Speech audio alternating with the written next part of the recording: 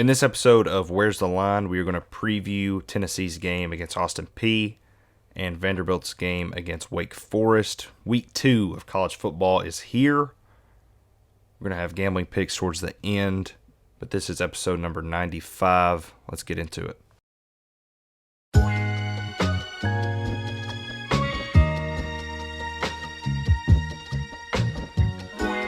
You are now listening to the Where's the Line podcast with Joseph West and Britt Dillard. Enjoy the show.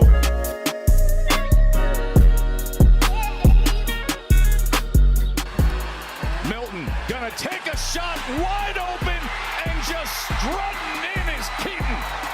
Joe Milton does it again.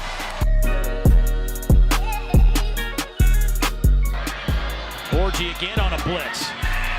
Levis pocket collapses. He's on the run. He just heaves it up. And it's intercepted by Vanderbilt. And let the celebration begin. The streak is over at 26. The Commodores win it. Talk about Vanderbilt football.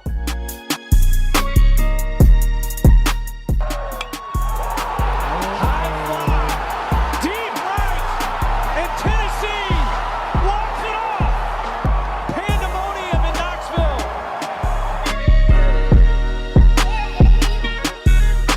Center field, DeMarco. There to make the catch. Anchored down. Vanderbilt on top of the college baseball world again.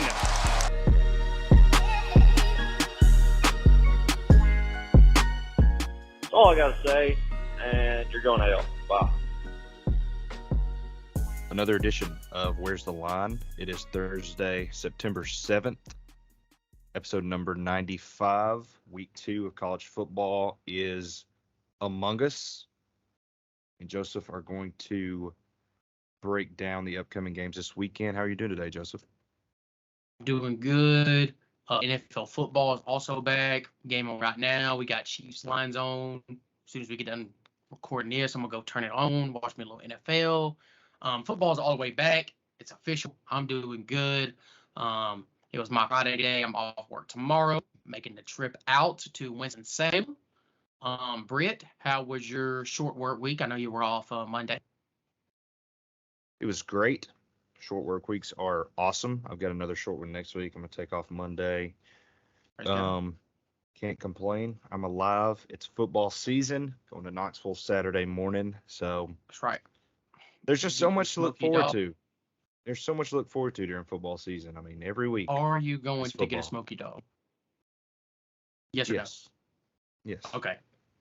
Will you send me a picture? And maybe a beverage, possibly. Possibly one or two beverages. I'll Maybe be like having a possibly. $16 beverage. I could be having one or two beverages as well. Or maybe I go with the orange sweet tea. Maybe. We'll see.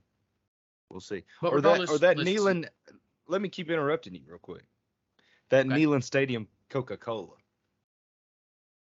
Slaps. Yeah. Yeah, listen, Vanderbilt, the worst thing about Vanderbilt is that they switched to Pepsi. That's an L. That's an L. Mega L. Pepsi Man, is nowhere close to as good as Coke. Vandy, a program trying to make strides. I respect the move. You got to take the bag and go to Pepsi. They did give the bag. I agree. You gotta take who's gonna give you the bag. But at some point go back to Coke. Once we got money, go back to Coke. Yeah, Pepsi, you get Mountain Dew and Dr. Pepper. That's okay. We'll take that. Yeah, I always get DP. That's kind of the saving grace. So it's not the end of the world. But listen, big time week this week for Vandy. Not so much for Tennessee. You kind of got what we could consider another preseason game. Their first real test being next week. Tennessee's got Austin Peay. That's where we're going to start. They take on the Governors. This weekend in Neyland. Britt, what do we expect, man? What do we expect from the Vols? What do we expect from the Vols? I expect a win from the Vols this weekend. Warm-up game, a vault win, as some people call it, against Austin Peay. Let's go Peay. That is a pretty cool slogan from the Governors there. I'm not exactly sure where Austin Peay is in the state of Tennessee. Do you know where Austin Peay is? Yeah, it's in Clarksville. There you go. I've learned something Clarksville, today. But baby. yeah, I got the you. Vols are going to be donning the 2023 version of the smoky gray alternate uniforms. I'm going to be excited to see that. A night game in Knoxville, another game to build confidence and really just gear up for Florida next week in the Swamp. So I'm excited. Okay, I like that. Also, before we go any further in this podcast, I have to make an announcement. In the last podcast, last podcast, I was fresh off, been having some migraines recently. Was fresh off a migraine. I'd actually still had one as we were recording. Regardless, no excuse. I made the comment that Deuce Vaughn played for TCU. He didn't. He played for Kansas State. Um, I don't know what the hell I was doing, but regardless, I just had to say I'm sorry, team. No excuses. My mind just wasn't right. I apologize. Just wanted to say that. Britt, by all means, we'll continue with UT talk. Definitely expecting a dominant performance from Tennessee. Hope to see them stay healthy. I know they lost a linebacker last game. You don't want to see that. You don't want to see you losing healthy guys. Who you see as being impact guys throughout the year when you're playing teams like Virginia, or Austin P. So stay healthy, honestly, and get the heck out of there would be my goal from Tennessee, Yeah, and Tennessee obviously lost. win the game. Yes, Tennessee lost Keenan Pili, transfer in from BYU. He looked to be the quarterback of that defense, getting everybody lined up last week, taking over for Jeremy Banks last year. Had an upper body injury in like the first quarter of the Virginia game. He's probably going to be out for the season, if I had to guess. And Josh Heupel's been, I don't want to say Butch Jones like, but he's been very shady about injury stuff. I mean, he told us Cooper Mays would be back for game one. It doesn't look like he's going to be back till the Florida game. He said Keenan Pili would be a few weeks. I just don't really, I don't trust Josh Heupel when it comes to the injury report. And it's not like the NFL. You don't have an injury report in college football, so I wouldn't expect to see Keenan back on the field. You'll see Arian Carter or Elijah Herring, a guy picked to be a playmaker this year at that linebacker spot. Yeah, Coach Lee is also very vague about injuries, just like Heupel. So I get that. It's kind of odd, but Britt, what's the keys to the game here? If I was gonna get some keys to the game, I have no keys for Tennessee. They're playing Austin P. Sorry, boys. Um, but if I was going to hear some keys from a great co-host, it would be Britt Dillard. So what are they, Britt? Yeah, man, I got the keys like DJ Khaled. I'm looking for the Oh, spread on DraftKings. I don't even think they have one listed for the Austin P game. So we are going normally you to. cannot find it when you're playing an opponent like Austin P. You cannot find it until day of or late night day before. So if you are looking for that, wait until Friday night or Saturday morning. Yeah, expect it to be a pretty big spread. I would say 30 to 35, just a guess, if not more than that. But my keys to the game are pretty generic. Starting next week, just getting into conference play, they will be more specific, things that you will need to see, actual keys to victory against teams like Florida and other SEC teams.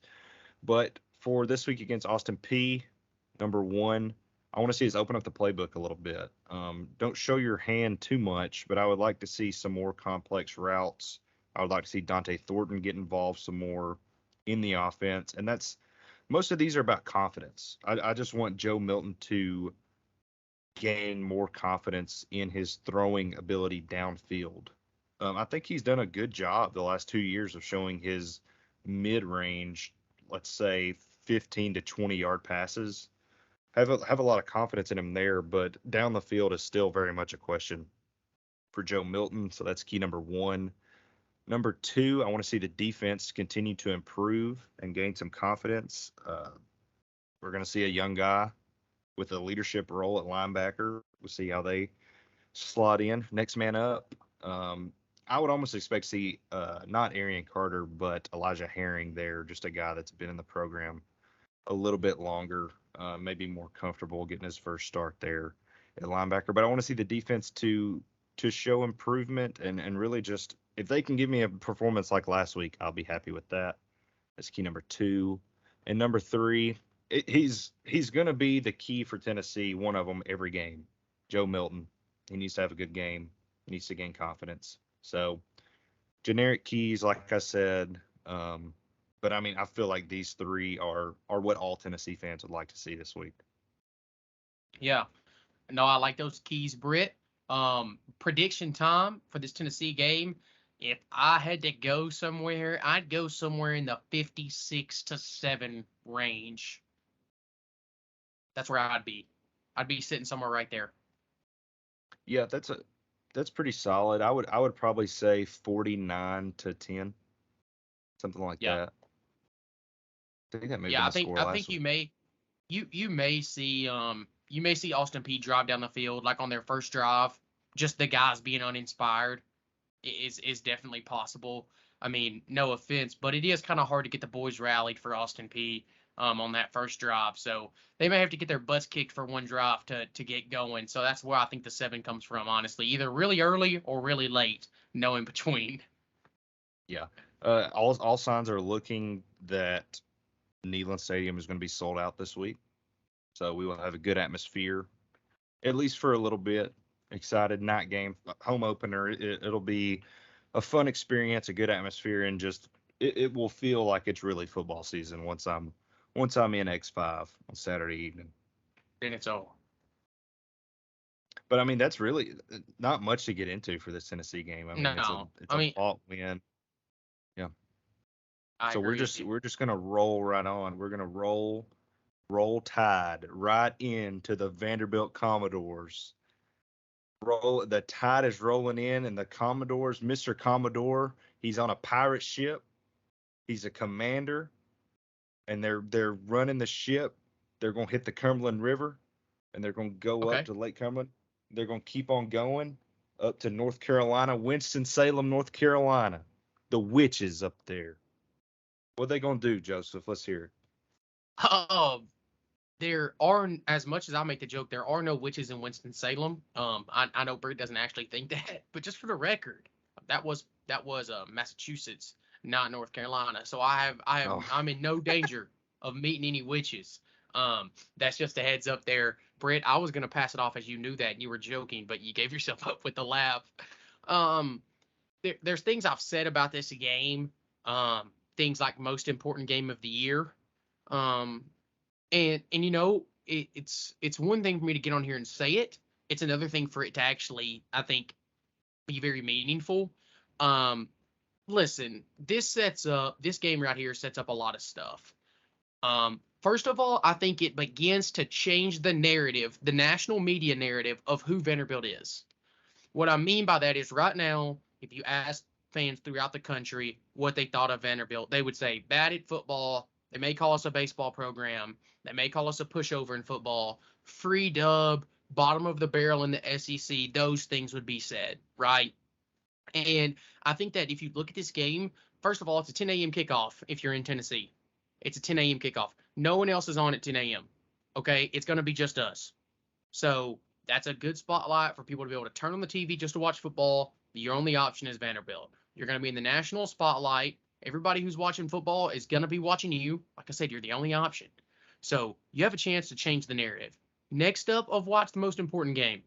You are setting up, assuming you beat UNLV the following week in Vegas, you are setting up the best home atmosphere you've had in quite some time. You're 4-0 with Kentucky coming to town, and your old running back Ray Davis is coming with them. It doesn't get much better than that as far as the setup. Like, that is a great setup to have a great game in Nashville with hopefully a cool home atmosphere. Fans will actually show up. Looking over this team, man, you start to see several different things, if you ask me. But let's just start from last year. You know, this Wake Forest team beat Vanderbilt by 3 scores. Basically, it was like 42-28, quoting off the top of my head. The number one thing, there was a guy who scored 3 touchdowns, A.T. Perry. Listen, that guy's not there anymore. He got drafted. He's no longer with the team. Sam Hartman, we all know, dark Heisman contender last year, transfer to Notre Dame. And we'll focus on that for a second. Mitch Griffis, his backup, has only played 2 games, both against non-Power 5 opponents. This year he played Elon last week. He went 19 for 30, 329 yards, 3 touchdowns, and a pick. He had 2 sacks. He got sacked 4 times throughout the game, but 2 times that I would really like to talk about where I thought he just held the ball too long. Mitch Griffis is not Sam Hartman. This Wake Forest scheme is very, very interesting. Everyone knows it's the slow mesh. If you didn't watch Vanderbilt's game last year and you don't watch a lot of ACC football, which I wouldn't blame you if you don't, to break down what the slow mesh is in the most simple form, it's a very slow developed play action where the quarterback keeps the ball in the chest of the running back for 3 to 4 seconds. And I'm not saying 1, 2, 3, 4. No, it's 1, 2. It is 4 full seconds. And then he'll pull it and then he'll chuck it deep most of the time. Most time, Wake Forest is all about taking their shots. That's what the slow mesh offense is about. But I've seen a lot of people throughout the last few days, articles throughout the nation being written about this game. And a lot of it's, well, Vanderbilt doesn't have the secondary to compete. The Vanderbilt doesn't have their offensive line hasn't showed that they can compete. And while I would also agree, Wake Forest only has 1 secondary player that started more than a handful of games. Just 1. That's it. 1 guy. Their number 1 receiver coming into the year, his last name just left my mind. His first name, his last name's Green. He's hurt. He's done for the season. That's it. They have 1 guy with real production coming back at wide receiver. 1 guy. That's it. Everyone else, you don't know much about. You had Jamal Banks with 6 receptions for 108 yards and a touchdown against Elon at running back. The only running back they had come back from last year's team is Justice Ellison. Last game he had 10 carries for 27 yards.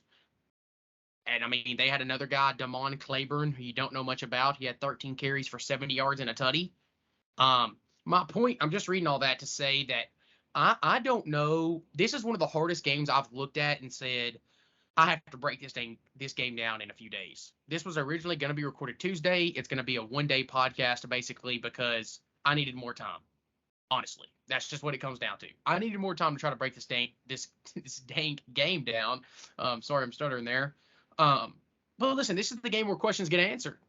Who is this coaching staff? Thank you, Rick. Who is this coaching staff? Does Joey Lynch have what it takes at offensive coordinator? Can our secondary coach, Dan Jackson, make in-game adjustments and even get his secondary to even just be decent? Not even good, just decent. Just average. Not asking for good. Just be average. Can the offensive line be who we thought they were going to be before the season? Does the secondary have a pulse at all? You haven't got to answer any of these questions yet. You'll get to see it, next game. But Vanderbilt's defense last year, this is also something I saw a lot about. Vanderbilt's defense last year did not play that bad. I know they gave up like 42 points, but it wasn't like that. I am pulling up right now the exact score, so I stopped saying about what it was. 1 second here. I want to say that they game won was when we were in Pittsburgh. It was. They won 45-25, and Vanderbilt had 3 turnovers that all led to touchdowns. One of them was a pick 6 by Mike Wright. One of them was a fumble by Mike Wright at the Vanderbilt's 32, and the other was a fumble by Ray Davis, and they got the ball on Vanderbilt's 18. That is 21 points off of turnovers, and you could say, well, the defense could have still held them to 2 field goals on the non-pick 6s, and you're right. But when the offense gets the ball on the 18-yard line, I would like to see the percentage of the time they score a touchdown. I would say it's a bunch. I would say it's 90%. So the defense really didn't play that bad. If you take off 14 of these points, I mean, they give up 20, they give up 31 points, and I can live with that. If they give up 28 to 31 in that range on Saturday, I think I'll live with that and hope the offense can outscore them. Before I kind of go on more of a rant, Britt, early thoughts. I apologize. My early thoughts went super long. Early thought for me is you did your homework. I did. I did do my homework. This is great. This is great content right here, especially if you're a Commodore. First thought, I think this matchup is pretty even. And I think it may come down to who wants it more. And I think Vanderbilt has a whole lot more to play for than Wake Forest. I mean, I don't know what I Wake agree. Forest aspirations are this year, but I don't see them being any more than middle of the pack in the ACC. And if you're I agree. Vanderbilt and you want to get to that point, if you want to get to middle upper half of the SEC, you've got to beat the middle of the pack in other conferences, in other Power Yeah, Five conferences. I agree. So that's the main thing for me is I think Vanderbilt just has a lot more pressure, but pressure is a privilege, and I think Okay. Period. that plays a big role. Yeah, I agree. I think Vanderbilt does want this game more. Wake Forest has established themselves as a good program. Dave Clawson's done a great job with that program. Very similar to Vanderbilt, smart university. In a tougher football conference there for a while when Clemson was really elite. So he's done a great job there. But Vanderbilt, man, like I said, it's just going to mean so much to the program, what it sets up for your future. I think if you beat Wake Forest, this might be a hot take, but I think if you beat Wake Forest, you make it to a bowl. Like if we win Saturday, I'm going to go home thinking Vanderbilt's going bowling. That might be crazy, but I think Wake Forest might be a better team than Kentucky. They might be a better team than Missouri. They might be a better team than Auburn, in my opinion. Definitely not in Britt's, but in mine. And when I start looking at it, if there is a gap or if these other teams are better, I don't know by how much it is. So that's the where I'm looking. I'm looking if you can beat Wake Forest. First of all, the momentum is the biggest part. You're 4-0 with Kentucky coming to town, plus you have the extra vendetta of Ray Davis talking crap about your school. Yeah, okay. Feed me that energy. Feed me that. So there's so many things here I think you can look at. Just trying to break down the game, but also Wake Forest secondary. I don't know if I said this earlier. I don't think I did. They have one corner, who has played in more than one game, who has started more than one game. Just one. They have one corner who has. That's it. Everyone else, don't get me wrong, they're like juniors and seniors. They've all gotten playing time. They just haven't gotten a lot of playing time. I think that you can really take advantage of their corners other than their number one, who, let me see real quick. I can get his name here. I apologize. I should have had this pulled up. I believe it's Jacine Davis. I believe. Let me just make sure here. No, I'm sorry. He's a defensive lineman. I just lied to the whole pod. Okay, I don't want to. Dave. I do not want to get his name wrong, so I'll just stop guessing. But regardless, they have one corner who has really done anything for them, and that's it. That came back. I'm not sold on this Wake Forest team. I do think this. Don't get me wrong. I think this Wake Forest team is a really solid team. They could blow Vanderbilt out. I truly think they could blow Vanderbilt out because they do have the pieces there, and the system is so unique. But it just, I don't know. It doesn't feel like a blowout to me, and from at least most of my body, it doesn't. And with Mitch Griffiths, I don't care how good the system is because the system is so unique and flawless, and Dave Clawson has perfected it. And I know they always say it's not about the player, it's the system, and the system's great. But there's no way to me you can replace A.T. Perry and Sam Hartman and not miss a beat. And I mean, Britt, this quarterback has never started against a Power 5 opponent. He's never started against a Power 5 opponent. Like, I don't know if maybe the national media, this line opened up at 13.5. 14 if you were looking at other sites on DraftKings, which is where I'm usually at, it was 13.5. Other sites, it was 14. I just don't, when I'm looking at it, I don't understand what they're seeing. Like, I dove into this game for 2 whole days, like hours at a time. And I'm looking at it, I'm going through everything. And Vanderbilt's team isn't what I expected in the fall. Like, from what I've seen on the field so far, they haven't been what I've expected. But Elon had 4 sacks. How does Vanderbilt's D-line not eat? Like, honestly, how do they not? How do they not get pressure? Darren Agu is back. Linus Zunk is back. Issa's going back to the inside. Clifton's going to get some outside action. Like, how does this team not eat in the middle? The secondary is buns, and I get that. They're a bunch of bums out there on some islands. This is what you do. 4 guys, get freaking pressure with 4, drop the rest of these scrubs back, and say, just hold on until we can get some pressure. Because I have full faith Agu, DeCosmo, Clifton, and Issa will get pressure. They will get pressure. You just got to give them time. I think the D-line's going to eat. I fully believe that. I don't know why I think it, because they haven't done it yet, but it's something in my gut, man. Listen, nothing is going to make sense. I'm going to wrap this up or I'm going to ramble for like 20 years. I need to let Britt speak bad. He's just over there smiling at me because he can tell I'm getting hype. Also, before I say anything else, I had my last point here, so I don't get too off track. This was my last point of why I think Vanderbilt can win this game. Griffiths, last game, like I said earlier, I started off the stat reading. Griffiths threw for 329 yards, okay, in that game. 150 was in 3 plays. 150 of his yards was in 3 plays. It just shows you. If you limit the explosive plays against this team, I don't know how good Griffiths is. He's definitely not Sam Hartman, but is he even good? Is he great? He's definitely average. Is he great? Can he make the tight windows throws? And maybe Vanderbilt's corners, and we don't get enough pressure, and we never make him make any tight windows throws, and they drop 50 on us, and they murder us. 20% of me thinks they murder us. I won't lie to you. 20% of me thinks we get clobbered. The other 80% of me is screaming, take Vanderbilt money line. Put a 500 on it.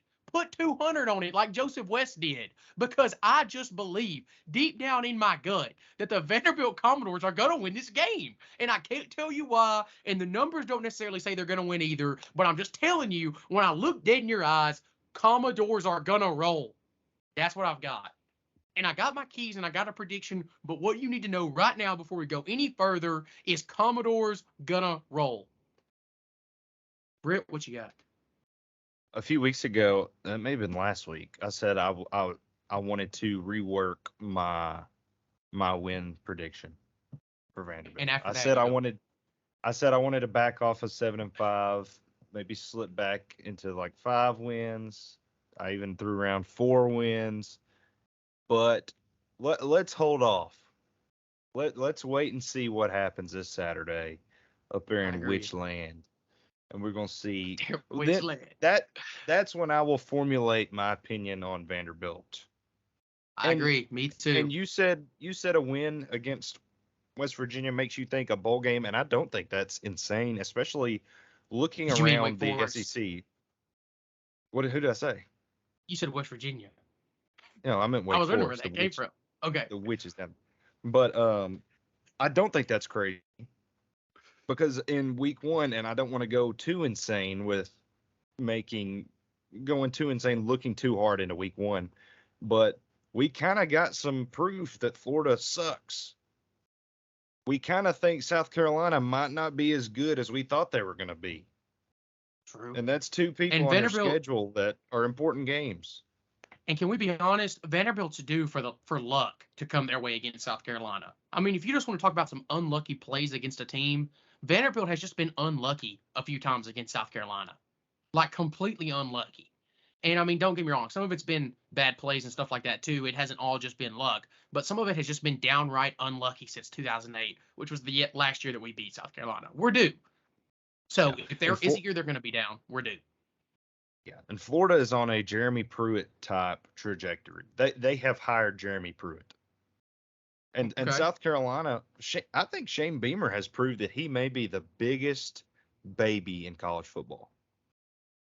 I think he showed it last year. I think he showed it last year when he was crying during the Title IX during their game because all those women were out on the field. He was screaming at the South Carolina women to get off the field. He's complaining about the chain gang eating a hot dog after an onside kick that they recovered, that it literally didn't affect them at all. I think Shane Beamer is a loser. Okay. Tell us how you really. Sunbelt Billy is a loser. Vanderbilt can win those 2 games. Okay. I like where your head's at. All right. Are we ready for the keys? Because I got into all my information super fast. But listen, I went through the numbers here. Talking on Vanderbilt's side of the ball, just if you want some extra stuff. Vanderbilt's weakness, obviously secondary on defense. On offense, I guess it's our offensive line at this point. You don't know enough about them. But surely, dude, I mean, everyone on Vanderbilt Twitter has been dogging them. Like, surely they've read some of this and they're pissed off and they're going to come up just fired up And I mean, 13.5-point underdogs, that's got to be a slap in the face to these dogs. I mean, truly. Will Shepherd's unguardable. But here's the keys, man. Here's what's got to happen. I'm not going to say turnover battle. I think it's really cliche. That is obviously very important. Vanderbilt does need to win the turnover battle in this game. That is not one of my keys, just because I think it's really cliche. You know, like the stupid announcers before every game. They're like, well, how you win this game is you're gonna wanna see Vanderbilt score more points, win the turnover battle, and just play a clean game of football, no penalties, and they'll probably win the game. And I hate that. So we're not seeing any of that. Key number one. In there. Yeah, little buck there. Key number one is AJ Swan. AJ, there's no way you're listening to this podcast, but I listened to another podcast today that just torched you to death, and I really hope you listen to that pod. It's live from West End, from your own student athlete or own student body there at Vanderbilt University. I hope you listen to that, man. They talk so badly about you. You're only fixing to start your 8th game. I'm not mad at you, but I need you to play great, AJ. I need you to be a gunslinger. If you make a bad decision, I'm not going to be happy, but I'll just have to live with it. I just need you to make the smartest decisions that you can. And AJ, do what you do, man. Sling the rock. Key number 2, offensive line. Block. Freaking block. Give AJ Swan time to deliver the rock. Okay? Open holes for the RBs. I want to see a Mack truck driving through there. I want there to be a hole so big, me or Hunter Vault could run through it. Okay? I want some fatsos being able to run through there. All right? I'm talking about some big boys. Open up some big holes. All right? I need them big. That's key number 2. Key number 3, limit the big plays. If you limit the big plays on defense, you got a really good chance to win this game, and I believe. All right? If I had to throw in an extra key, because there needs to be, wear all white. If Vanderbilt's in the Stormtroopers when I show up to Winston-Salem, no Wake Forest fan is safe, because I think I'm going to go white out too. I'm going to have me with some white shorts on, with my white jersey, my white hat, my white shoes, and my white socks. I'm going Stormtrooper with them if they go Stormtrooper. I'm wearing 2 outfits just in case they don't. But that's the point. That's the keys, man. Britt, you heard what I had to say. You heard the numbers I broke down. The stats say Vanderbilt has a 32% chance to win this game. What do you think, man? Give me a prediction. I broke it all down. You may not have done a lot of research for it, but I broke it all down. I want to hear your honest reaction right now. Give me that score prediction. Honest reaction, and I'm going to be honest, I came up with this on Tuesday morning when we had planned on doing this Tuesday night. I've got Wake Forest 35, Vanderbilt 24. And that's no flame. I feel like that's respectable. No hate at all. That is just my honest prediction. Britt, I'm so glad you made that prediction. I'm so glad. Because there's only one thing left to do now. And that's sorry to all the girls that I matched with on Tinder. Sorry to all the girls that I Snapchat. Sorry to every hoe on the planet. I ain't Snapchatting you this weekend. The doors are rolling. Doors 37, Wake Forest 28. The doors roll in Winston-Salem. And J Money wins a lot of money. And the locksmith is fixing to give you his bets, too, that obviously has Vanderbilt in it. Vanderbilt rolls. The doors roll. There's not enough adjectives to put 37 points. I don't know how we get there. We get to 37. That's scoregami. Okay. Scoregami. 37-28. Doors roll. Two score Vic. Vanderbilt wins by 2 scores. Okay. There it is. Let's just keep the momentum rolling. Let's let the locksmith cook right here. Let's get into our gambling. I will tell you this. I am up on the season right now, $57. So if you're trying to make money, obviously holla at your boy. Here's the parlays here. Britt, you ready to write these down, my boy? Just making sure here. Get that pen and pad out. Okay, first game. I'm actually not ready. Okay, he is not ready. The first game, though, Britt knows it's coming anyways. It is the first game on the parlay. Vanderbilt opened up, like I said, plus 13.5 against Wake Forest. I took the extra point just for the better sake. I've got Vanderbilt at the alternate spread plus 14.5 you can still get that line on DraftKings. Just alternate spread that thing. Notre Dame is playing North Carolina, NC State. North Carolina State. I have got Notre Dame and another alternate spread at -6.5. Just under the touchdown spread there. I really like that game. Iowa and Iowa State, they kick off at 2:30. I picked Iowa money line. That is currently floating around -3, -3.5 for Iowa. I really don't like the points. Iowa's offense has definitely improved, but I don't know if it's good enough to take the points. I think this is a close game, but Iowa squeaks out the dub. The next game is Oregon at Texas Tech. I took the over there, over 63.5. That is an alternate over-under, by the way. That is about 4 points less than the actual over-under. So I did take that as well. Once again, that was over 63.5 for Oregon and Texas Tech. For the last game is Oklahoma State and Arizona State. I had the opportunity to watch the Oklahoma State game in week 1. I did not draw conclusions because that's not what wise men do, but I did learn that I don't think Oklahoma State is very good offensively. Neither is Arizona State from what I could see on their details. So under 61.5, Oklahoma State and Arizona State.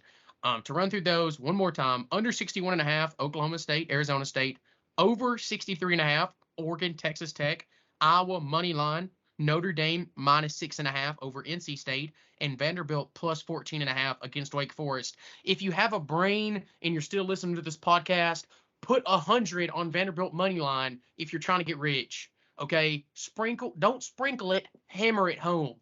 My gut tells me they're winning. That could be God. That could be what I ate for lunch. I don't know, but something tells me Vanderbilt's winning. Go take a money line too. Sprinkle that thing. There's my 5, Britt Dillard. All right. Good job. Okay, let's start it off right here.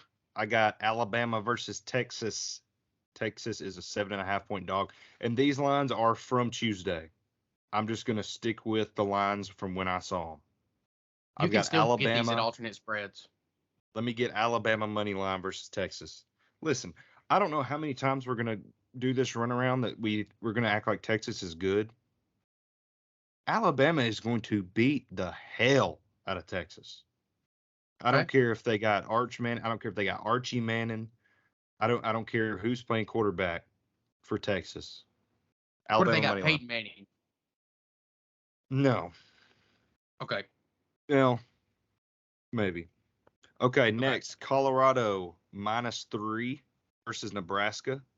I think Nebraska sucks. Give me Colorado -3. Deion wins 2-0. Going with you here, Joseph. I got Notre Dame -7.5 at NC State. I don't know why. This week was hard to pick for me, honestly. Yeah. Notre Dame seems like a pretty good team. I've got Wake Forest -10 versus Vanderbilt. That's what I saw it at. I don't do no alternate. I don't do none of that. And then my last one here, I've got Utah at Baylor. Give me the over 47.5 points. You know, it's going to be crazy. It's going to be crazy when Britt not only has to put up with me when Vanderbilt wins and I go 5 for 5 in betting, but then also when I have to troll him because he took Wake Forest -10. So this is going to be quite the weekend for me when I get back home to Britt Dillard and just destroy him on this podcast. I cannot wait. Well, the thing is, I know you're going to pick Vanderbilt. I know you're going to pick Vanderbilt to win, and I think that we should have different picks. My goal I'm not going to pick Vanderbilt to win every week. This year, you know that, right? Okay. Not only I want to beat you, obviously, I'm shooting for 65%. Yeah, I was 58% last year, and what were you? Just a few percents under that, right? Like 52 or something? I think I may have been sub 500. Okay, so Britt was just a little under 500, and I said I was going to shoot for 65% this year as well. So hopefully I can get back on track, 60% right now, after the first 5. So hopefully we can add some and get right here. But listen, this is a great weekend. Hope springs eternal. And that's what I have for this Vanderbilt football team, man. I don't know how else to put it. If you believe in the locksmith betting with his heart, then by all means get in. And if you don't, I don't necessarily blame you either. But regardless, man, anchor down. I mean, that's all you can say right now is just anchor down. It's what I do, man. I love this team. I love you, Joseph. Choose I love joy. Britt. Let's choose joy this weekend. Go Vols. Yes. Anchor down. Have a good weekend. Don't do anything I would not do. And anchor down. And anchor down and go Vols. Goodbye.